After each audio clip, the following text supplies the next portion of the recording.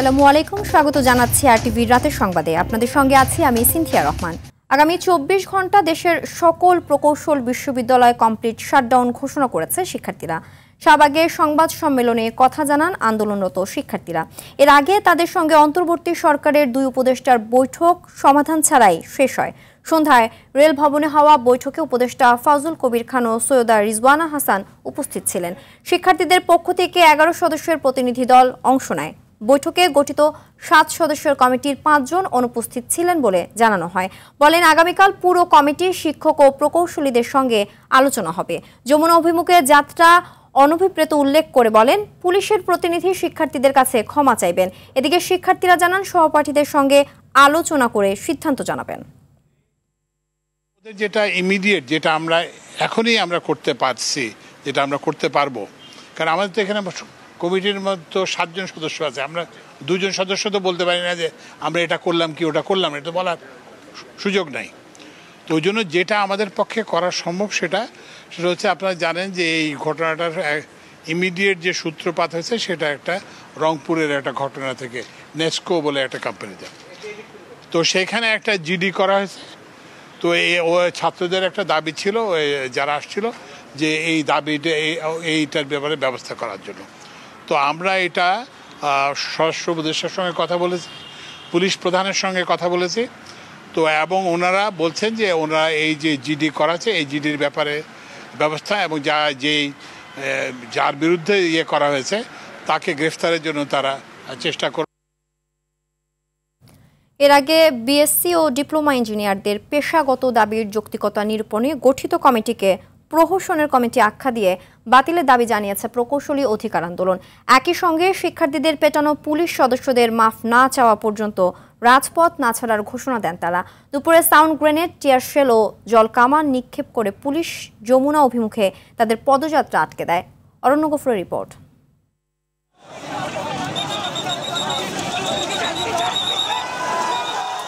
Ultimatum অনুযায়ী দুপুর 1টার মধ্যে সরকার দাবি না মানায় সচিবালয়ের পরিবর্তে যমুনা অভিমুখে পদযাত্রা করে বিভিন্ন প্রকৌশল এবং বিজ্ঞান ও প্রযুক্তি বিশ্ববিদ্যালয়ের শিক্ষার্থীরা।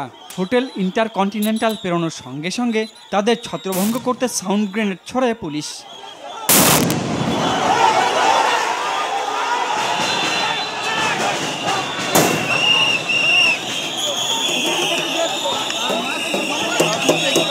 এ সময় কয়েক দফা ধাওয়া পাল্টা দেওয়া হলে পরিস্থিতি নিয়ন্ত্রণে টিয়ারশেল ও জলকামান ব্যবহার করে পুলিশ।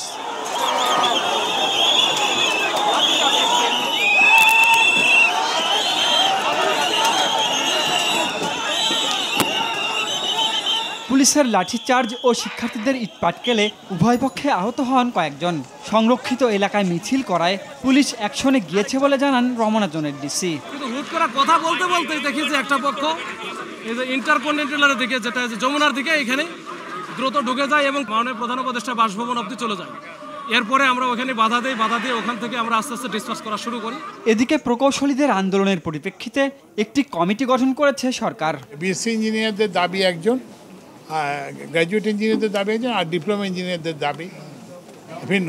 তো আমরা তো হচ্ছে সব পক্ষকে শুনে তারপরে আমরা একটা যেটা ন্যায্য যে সমাধান সে সমাধান করব। তবে এই কমিটি প্রত্যাখ্যান করেছে আন্দোলনরত শিক্ষার্থীরা। এই কমিটি গঠন করা হয়েছে, এই কমিটির কোনো উপযুক্ততা নেই। এই কমিটি ভেঙে দিয়ে নতুন করে যথার্থ কমিটি গঠন করতে হবে। 1, 2 নম্বর আমরা বলেছি আমার ভাইদের উপর লাঠিচার্জ হয়েছে, আমার ভাইদের উপর টিয়ারশেল নিক্ষেপ করা হয়েছে, সাউন্ড গ্রেনেড এসেছে, এদের কাছে এসে এখানকার যে ডিসি আছে সে মাপ চাইবে। এবং 3 নম্বর যে 3 জন উপদেষ্টার কথা বলেছি, তারা এসে আমাদের দাবির রোডম্যাপ সম্পর্কে এখানে বর্ণনা করবেন, ছাত্রদের কাছে ক্ষমা চেয়ে তারপর এখান থেকে যাবেন। এর আগে পূর্ব ঘোষিত লং মার্চ টু ঢাকা কর্মসূচির আলোকে সকালে শাহবাগে জড়ো হন দেশের বিভিন্ন স্থান থেকে আসা প্রকৌশল এবং বিজ্ঞান ও প্রযুক্তি বিশ্ববিদ্যালয়ের শিক্ষার্থীরা। আমরা আসলে ইঞ্জিনিয়াররা দেশে সেফ ফিল করছি না, তো আমরা চাই প্রকৌশল খাতে একটা সংস্কার হোক। আমাদের যে ডিপ্লোমাদের যে ভাইরা আছে ওনারা আসলে প্রকৌশল, ওনারা আসলে টেকনিশিয়ান।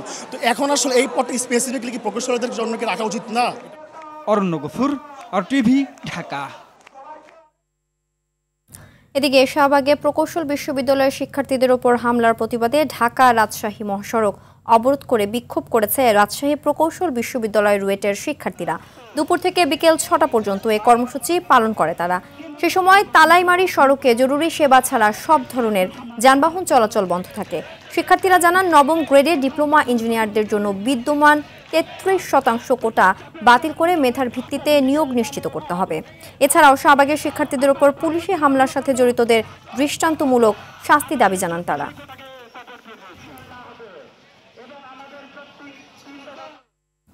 অত্যন্ত পরিকল্পিতভাবে নির্বাচন বানচাল করতে কয়েকটি রাজনৈতিক দল নিত্য নতুন দাবি তুলছে বলে মন্তব্য করেন বিএনপির মহাসচিব মির্জা ফখরুল ইসলাম আলমগীর।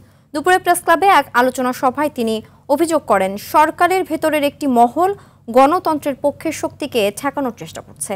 নাজমুল হুদা রিপোর্ট।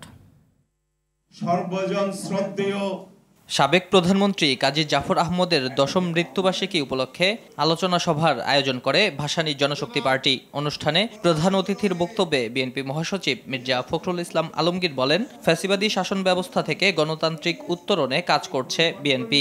পরিবর্তন নিয়ে আসার কথা ছিল। 71-এর পরাজিত শক্তি যেকোনো সময় 24-এর পরাজিত শক্তির সঙ্গে ঐক্যবদ্ধ হয়ে আগামী নির্বাচন বানচাল করতে পারে বলেও শঙ্কা প্রকাশ করেন বিএনপি মহাসচিব। একটা মহল অত্যন্ত সচেতনভাবে চেষ্টা করছে যারা গণতন্ত্রের পক্ষের শক্তি তারা যেন আসতে না পারে। 71-এর কথা আমরা ভুলি নাই, বলা সম্ভব না।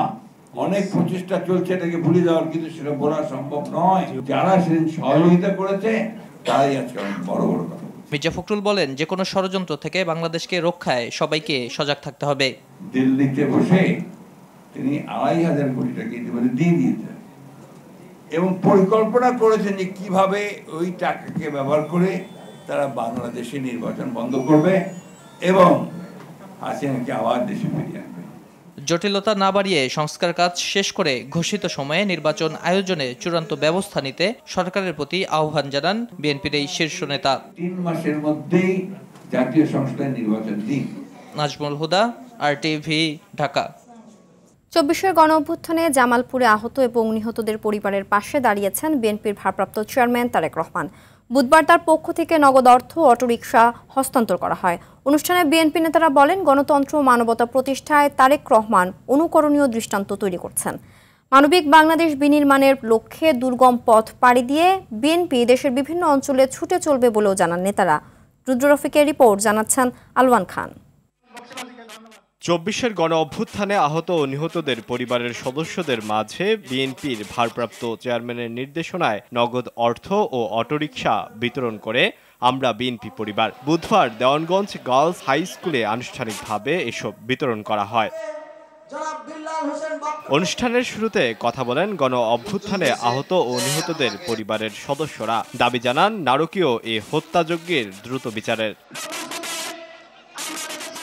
এসব বক্তারা বলেন, দলমত নির্বিশেষে নির্যাতিত ও ক্ষতিগ্রস্তদের জন্য সহযোগিতা অব্যাহত রাখবে বিএনপি। তখন থেকে হাঁটি হাঁটি পা পা করে আমাদের সংগঠনটি আজকে এখানে এসে দাঁড়িয়েছে।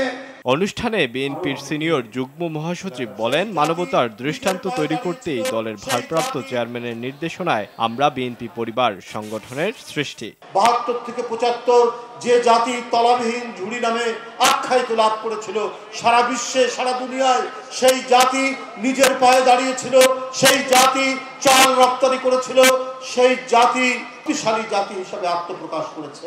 তারই সন্তান হচ্ছে তারেক রহমান। অনুষ্ঠানের দ্বিতীয় পর্বে জামালপুর জেলার দেওয়ানগঞ্জ উপজেলার বিএনপির কর্মী সম্মেলন অনুষ্ঠিত হয়। আলওয়ান খান, RTV, ঢাকা। ত্রয়োদশ জাতীয় সংসদ নির্বাচনের চূড়ান্ত রোডম্যাপ অনুমোদন করেছে নির্বাচন কমিশন। আগামীকাল রোডম্যাপ ঘোষণা করা হবে বলে জানালেন নির্বাচন কমিশনের সিনিয়র সচিব আক্তার আহমেদ। আগারগাঁও নির্বাচন কমিশন ভবনে তিনি একথা বলেন। ভোটার তালিকা হালনাগাদ, প্রশিক্ষণ, ভোট কেন্দ্র স্থাপন, ভোট কর্মকর্তার প্যানেল প্রস্তুত, ম্যানুয়াল প্রস্তুত, আইন সংস্কার, ভোটের উপকরণ ক্রয়ের বিষয়ে রোডম্যাপে প্রকাশ করা হবে। এদিকে সংসদীয় সীমানা নির্ধারণের বিষয়ে দাবি নিষ্পত্তির শুনানি আজ শেষ হয়েছে। 4 দিনে 84টি সংসদীয় আসনের শুনানি করেছে কমিশন। যে মতামত যেটা পেয়েছি সেগুলো আমরা লিপিবদ্ধ করেছি এবং লিপিবদ্ধ করে এখন আমরা পর্যালোচনা করে যত সম্ভব শীঘ্রই আমরা চূড়ান্ত তালিকাটা প্রকাশ করব। আমরা যে কর্মপরিকল্পনাটা করেছি সে কর্মপরিকল্পনাটা আপনাদেরকে জানাবো।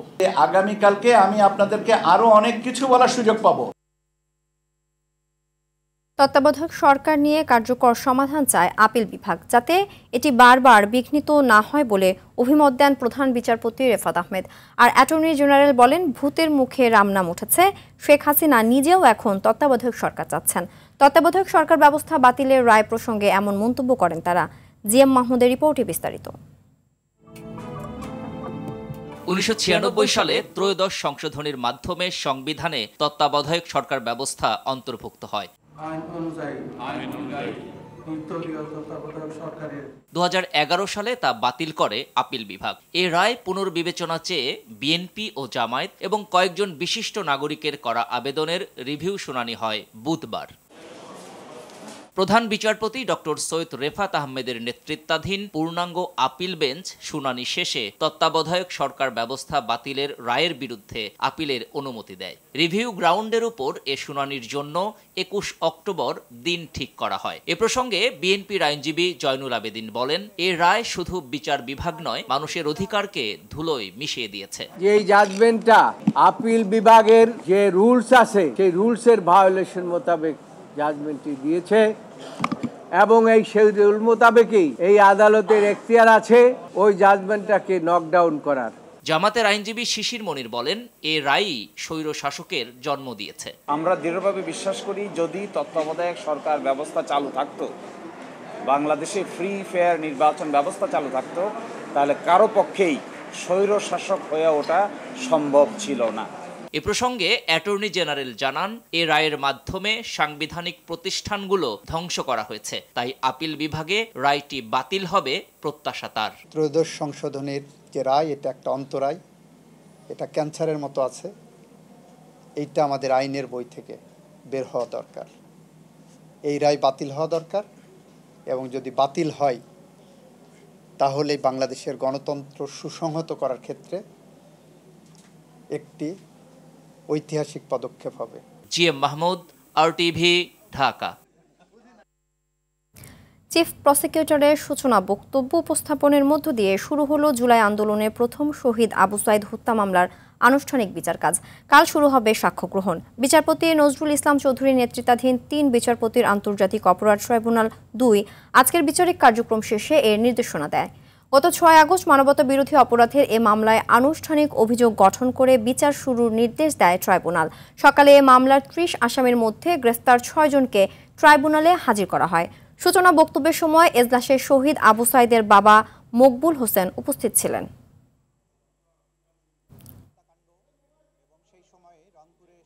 এই বিচারটা হচ্ছে শুধুমাত্র বিচারই নয়, এই রাষ্ট্র, এই জাতিকে আগামী দিনে একটা দৃঢ় ভিত্তির উপরে দাঁড় করানোর জন্য, সমাজে ন্যায় বিচার নিশ্চিত করার জন্য এই বিচারটা যে প্রয়োজন সেই কথাগুলো আমরা আদালতে তুলে ধরেছি। এই প্রমাণ শৃঙ্খলের মাধ্যমে অকাট্য রূপে আমরা প্রমাণ করতে সক্ষম হব যে এই অপরাধীরা গত বছর জুলাই আগস্টে সারা দেশব্যাপী যে মানবতা বিরোধী অপরাধ করেছিল সেই অপরাধের বিচার এবং শাস্তি যে তাদের প্রাপ্য সেটা আমরা আদালতের কাছে প্রমাণ করব। উৎসবমুখর পরিবেশের মধ্য দিয়ে দ্বিতীয় দিনের মতো চলছে ঢাকা বিশ্ববিদ্যালয় কেন্দ্রীয় ছাত্র সংসদ ডাকসু ও হল সংসদ নির্বাচনে প্রচার। ভোটাররা সাদরে গ্রহণ করছে প্রার্থীদের। শিক্ষার্থী বান্ধব নেতাকেই বেছে নিতে চান ভোটাররা। প্রার্থীদের অভিযোগ, এখনও নির্বাচনের লেভেল প্লেয়িং ফিল্ড তৈরি হয়নি। আর নির্বাচন কমিশন থেকে বলা হয়েছে, আচরণবিধি লঙ্ঘন করলে কঠোর ব্যবস্থা নেওয়া হবে। এদিকে ভিপি প্রার্থী জালালের বিষয়ে সিদ্ধান্ত নেবে টাস্কফোর্স। বিস্তারিত রাকিব হাসানের রিপোর্টে। বুধবার সকাল থেকে পুরোদমে প্রচারে নেমেছে বিভিন্ন প্যানেল ও স্বতন্ত্র প্রার্থীরা। শিক্ষার্থীদের নজর কাড়ার চেষ্টা তাদের, আর শিক্ষার্থী বান্ধব আগামী নেতৃত্বের প্রত্যাশা ভোটারদের। মনে হয় এটা তো ন্যাশনাল পলিটিক্স তো না, এটা স্টুডেন্ট পলিটিক্স আর নর্মাল একটা আমাদের একটা ইনস্টিটিউশন ঢাকা ইউনিভার্সিটি। তো এখানে কাদা ছোড়াছড়ির কোনো জায়গায় থাকা উচিত না। নষ্ট রাজনৈতিক পরিস্থিতি সেটা যাতে কখনো এই ক্যাম্পাসে ফিরে না আসে, মোটা দাগে এটাই হচ্ছে আমার প্রত্যাশা একজন ভোটার। সেনা মোতায়েন করে ছাত্রদের শৃঙ্খলায় নিয়ে আসা সম্ভব নয় বলে মত বিনিয়ামিন মোল্লার। এতে ভোটারদের মধ্যে ভীতির সৃষ্টি হওয়ার শঙ্কা তার। ভোট গণনা এই সমস্ত জায়গায় ওনাদের সেই ইন্টারফারেন্সটা এটা আসলে দেশের মানুষের কাছে আসলে ভালো মেসেজ দিবে না। পাচ্ছি মিলিটারি ডিপ্লয় করার কথা 13 দিন 14 দিন আগে বলার মধ্য দিয়ে শিক্ষার্থীদের মধ্যে এক ধরনের ভয় বা প্যানিক সৃষ্টি করা হয়েছে, সেটাও খুব ইতিবাচক কোনো কিছু হচ্ছে না। ভোট কেন্দ্র বাড়াতে বিকেলে সিনেট ভবনে চিফ রিটার্নিং অফিসারকে স্মারকলিপি ও অভিযোগপত্র জমা দিয়েছে ছাত্র দলের প্যানেল। সে সময় ভিপি প্রার্থী আবিদুল ইসলাম খান বলেন, 40,000 ভোটারদের জন্য 8টি কেন্দ্র যথেষ্ট নয়। গতকালকে দেখেছি যে টিএসসিতে একজন স্বতন্ত্র প্রার্থী, সাহিত্য ও সংস্কৃতি বিষয়ক সম্পাদক স্বতন্ত্র থেকে তিনি আলোকসজ্জা করেছেন, কনসার্ট করেছেন, তারপর কবিতা আবৃত্তি করেছেন, এরপরে তিনি ইশতেহার ঘোষণা করেছেন, যেটা সম্পূর্ণভাবে নির্বাচনী আচরণবিধি লঙ্ঘন। নির্বাচনে লেভেল প্লেইং ফিল্ড তৈরি না হওয়ার অভিযোগ ঐক্যবদ্ধ শিক্ষার্থী জোটের। আচরণবিধি জায়গায় এটা উল্লেখ নাই যে এটা আমরা করতে পারবো না। নির্বাচন কমিশনার বলেছিল আপনারা সব পারবেন, আপনারা পেস্টুন লাগাতে পারবেন, আইবি নোটিশ চলে আসছে। তবে কারো কারো প্রতি একপাক্ষিক আচরণ হয়নি বলে দাবি করেন চিফ রিটার্নিং কর্মকর্তা। এখানে কঠোর মেসেজ যাবে, আচরণবিধির ভায়োলেশন সুস্পষ্ট হয়, তাহলে আমাদের আচরণবিধিতে বলা আছে তার বিরুদ্ধে কি শাস্তি হবে। মামলা হোক যেটাই হোক, আমাদের কাছে আগে তার বিরুদ্ধে অভিযোগটা আসতে হবে, আসলে আমরা সেটা ট্রাস্ট ফোর্সে দিয়ে দিব। রাকিব হাসান, RTV, ঢাকা। জাহাঙ্গীরনগর বিশ্ববিদ্যালয়ের শিক্ষার্থী সংসদ জাকসু নির্বাচনের প্রার্থিতা বাতিলের বিরুদ্ধে আপিলের শুনানি শেষে 16 জনকে প্রার্থিতা ফিরিয়ে দিয়েছে নির্বাচন কমিশন। তফসিল অনুযায়ী সকাল 9টা থেকে দুপুর 2টা পর্যন্ত চলে এ শুনানি। এর আগে খসড়া প্রার্থীদের তালিকায় সহসভাপতি পদে 20 জন ও সাধারণ সম্পাদক পদে 17 জনের মনোনয়ন অনুমোদন করে কমিশন। যাচাই বাছাই শেষে 20টি আবেদন বাদ পড়ে। তাদের মধ্যে 16 জন প্রার্থিতা ফিরে পেতে আপিল করেন। প্রার্থীদের চূড়ান্ত তালিকা প্রকাশ করা হবে 29 আগস্ট বিকেল 4টায়।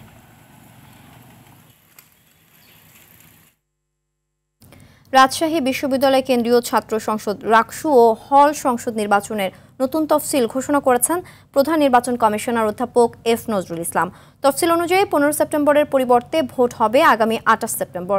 মনোনয়নপত্র সংগ্রহের শেষ তারিখ 31 আগস্ট। যাচাই বাছাই শেষে প্রার্থীদের প্রাথমিক তালিকা 11 সেপ্টেম্বর এবং চূড়ান্ত তালিকা প্রকাশ করা হবে 16 সেপ্টেম্বর। এদিকে নতুন তফসিল ঘোষণার পর সাধারণ শিক্ষার্থীরা প্রতিবাদ জানিয়ে বলেছেন, বিশেষ দলের ছাত্র সংগঠনের প্রতিনিধিদের সুবিধা দিতে ভোট পেছানো হয়েছে। নির্বাচন যদি হচ্ছে প্রশাসন হচ্ছে তাদের যে নির্বাচনী আয়োজন ওইটা কমপ্লিট করার জন্য একটু ডিলাই করতো, তাইলে আমরা ওইটা মাইনা নিতাম। কিন্তু নির্বাচন যে পেছাইছে এটা দৃশ্যতই রাজনৈতিক যে দলগুলো আছে যারা ক্যাম্পাসে লেজুর ভিত্তিক ছাত্র রাজনীতি করে তাদের চাপের মুখে পিছাইছে। দুইটা বড় দলের চাপে বিশ্ববিদ্যালয় প্রশাসন নির্বাচনটা পেছাতে আসলে বাধ্য হয়েছে এবং রাকসুয়ের ভিড়ে বিশ্ববিদ্যালয় প্রশাসনের যে সামান্যটুকু নিরপেক্ষতা ছিল তারাও সেটা হারিয়েছে। ধর্মীয় সম্প্রীতি বিনষ্টের কোনো চেষ্টা বরদাস্ত করা হবে না বলে জানিয়েছেন প্রধান উপদেষ্টার প্রেস সচিব শফিকুল আলম। রাজধানীর খিলক্ষেতের 3টি মসজিদ ও মন্দিরকে প্রদানকৃত জমির বরাদ্দপত্র হস্তান্তর অনুষ্ঠানে তিনি একথা বলেন। শফিকুল আলম বলেছেন, খিলক্ষেতে রেলওয়ের জমি উদ্ধারের সময় হিন্দু সম্প্রদায়ের যে মন্দির উচ্ছেদ করা হয়েছিল তা মর্যাদাপূর্ণ হয়নি। রেলওয়ের নির্ধারিত মূল্য দিয়ে নতুন উপাসনালয়ের জন্য জমি বরাদ্দ দেওয়া হয়েছে। এ সময় প্রেস সচিব আরও জানালেন, চট্টগ্রামের চন্দ্রনাথ মন্দির কর্তৃপক্ষের দাবি অনুযায়ী সিঁড়ি সংস্কারের নির্দেশ দেওয়া হয়েছে।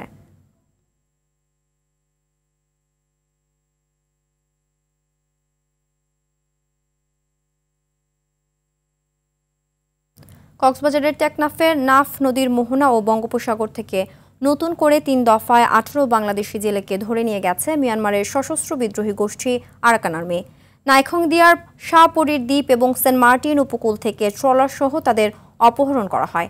এ নিয়ে গত 4 দিনে অন্তত 70 জন জেলে অপহরণের শিকার হয়েছেন। কক্সবাজার থেকে শাহিনুর রহিম শাহিনের পাঠানো তথ্যচিত্রে আরও জানাচ্ছেন আব্দুল হামিদ।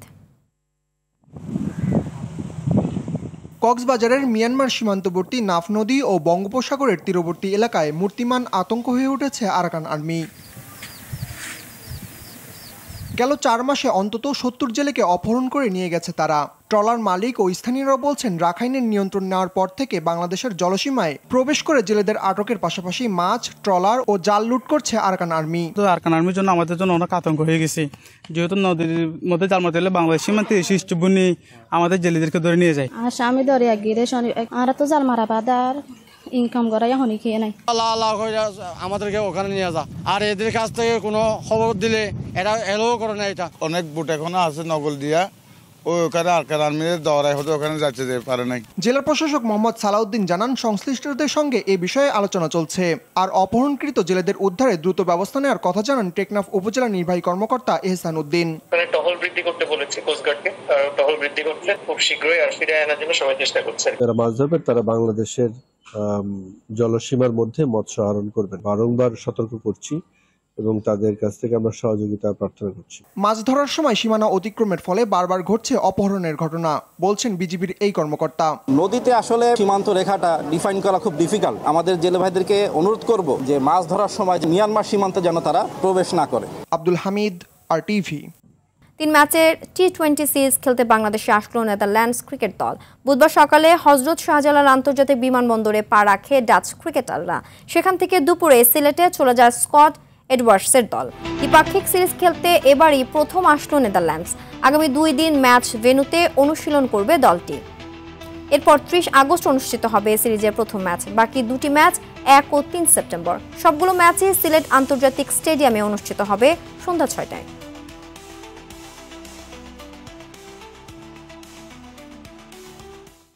রাতের সংবাদ এ পর্যন্তই। মধ্যরাতের সংবাদ 1টায় দেখার আমন্ত্রণ রইল। ধন্যবাদ সবাইকে।